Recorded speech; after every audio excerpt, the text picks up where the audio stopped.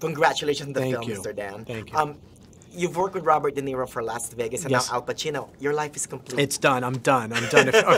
If only my buddies in Jersey could see me now, they'd be so Right? proud. Yeah, I know. Now, the film started with a letter. Yes. Tell us more about that. I was procrastinating from work. I was on the internet, like we all do when we don't want to do our work, and I came across this weird news story of this letter of a musician who back in the early 70s did an interview, and John Lennon wrote him a letter that the musician didn't get until 40 years later when he was deep into his 60s. And I couldn't stop thinking about the what if of the whole thing, because in the letter, John Lennon advised him, he was worried that if he got rich and famous, what it might do to his art. Right. And John Lennon says, don't worry, you control your destiny, and if you're going to sell out, it'll be because you want to. You won't get forced into it. Right.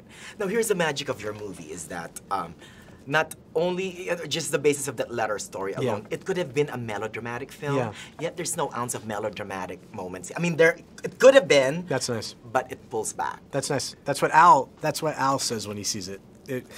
This whole movie for me was about making Al proud of the film, and he is. He's very proud of it, and just giving him a vehicle to be all the best parts of Al, to be acting his face off, but also to be charming and funny and movie star all of it. And he when he first saw it, he said, "You know what's great, Dan, about the film? It's got restraint." Right. That was what he said. So, well, truth be told, we haven't seen Al Pacino this buoyant in a while. Yeah.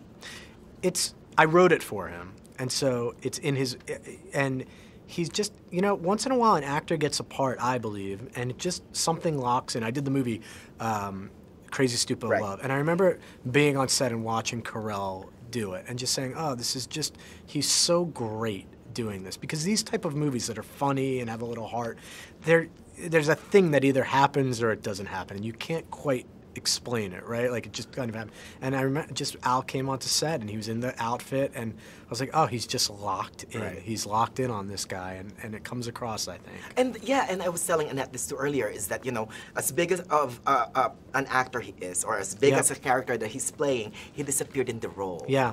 All of a sudden you're just watching Danny Collins. There's a long scene on a bus with Bobby Canavale in the film.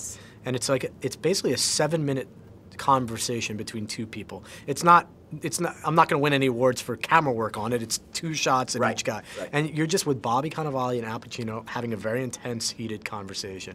And I mean, it's so quiet and it's so small. And you don't get to see scenes like that in movies necessarily anymore. And Al's so quiet in it. He's so heartbreaking in that scene and in the film that I'm happy for him. So. Oh, well, it's not, and we love Al and it's the whole cast. It's the whole cast.